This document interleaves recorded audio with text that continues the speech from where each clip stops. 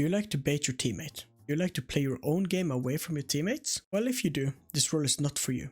Welcome back to a new episode of How To, where we will do deep dives into role and positions so you can learn. In today's video, we are looking into the role of lurking and doing a deep dive so you can become a better lurker. Stay for the end of the video as I will show you guys some plays you can do as a lurker that will win you rounds.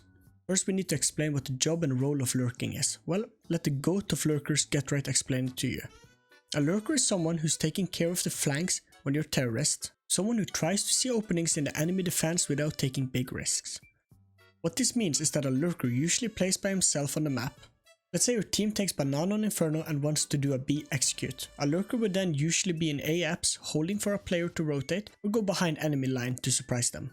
Every role in CSGO have concepts you need to know and learn to play the role perfect. The concept you have to know for this role is the difference between lurking and baiting, timings, understanding rotations and using them to your advantage, and risk management. Well, let's dive deeper into these concepts.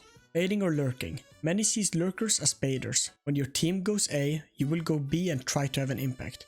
Usually you can't be traded, and if it goes bad on A, you're sitting in B apps alone, saving and being called a baiter. The goal as a lurker is to catch CTs off guard and have an impact even though you're alone.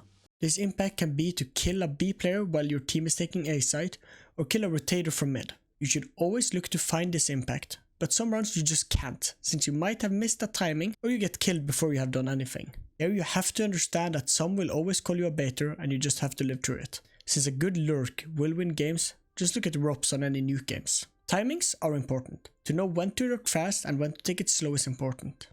There are many factors deciding this. If you lose a player early, let's say your entry fragger fucked up.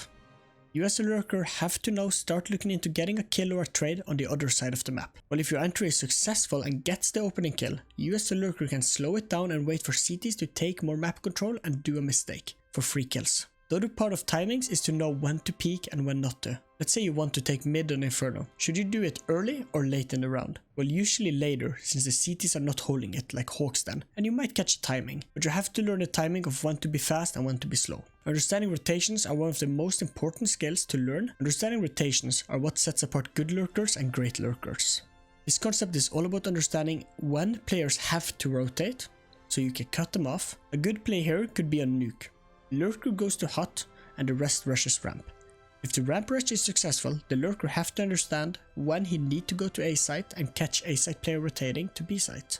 This is one out of hundreds of rotations and timings the lurker need to know and learn to abuse. Last concept is risk management. Usually as a lurker, you are alone on a big part of the map and it's your job to hold that part of the map. This means that you have to understand the risk you do white swinging out of palace if the rest of your team is B. Since if you die with no trades, CTs will be fast to understand that you are the lurker and the rest are B. Best tips for this type of management is to focus on plays and protocols.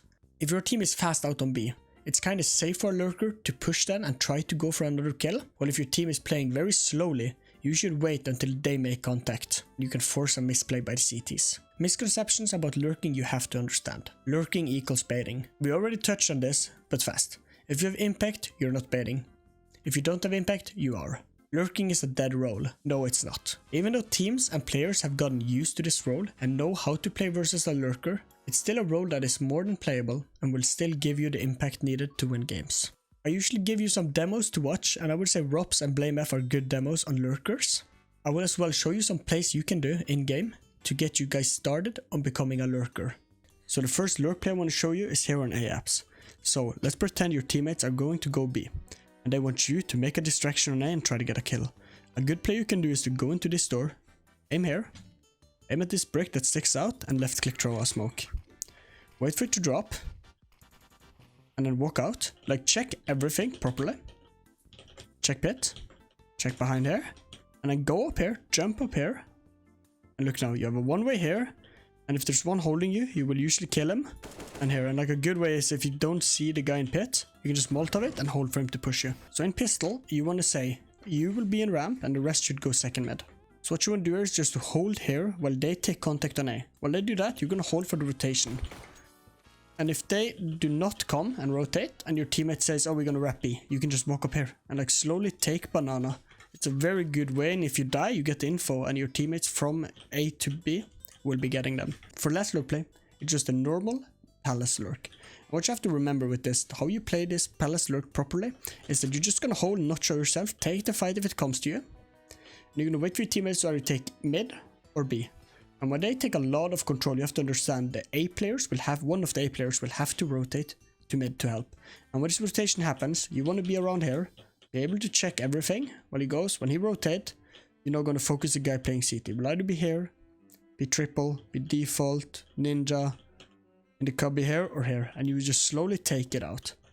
When you get this, you can learn like run out and actually take like scaling up, scale up while you're alone and get around this. Very good lurk play, but have to be careful because there's a lot of positions to check.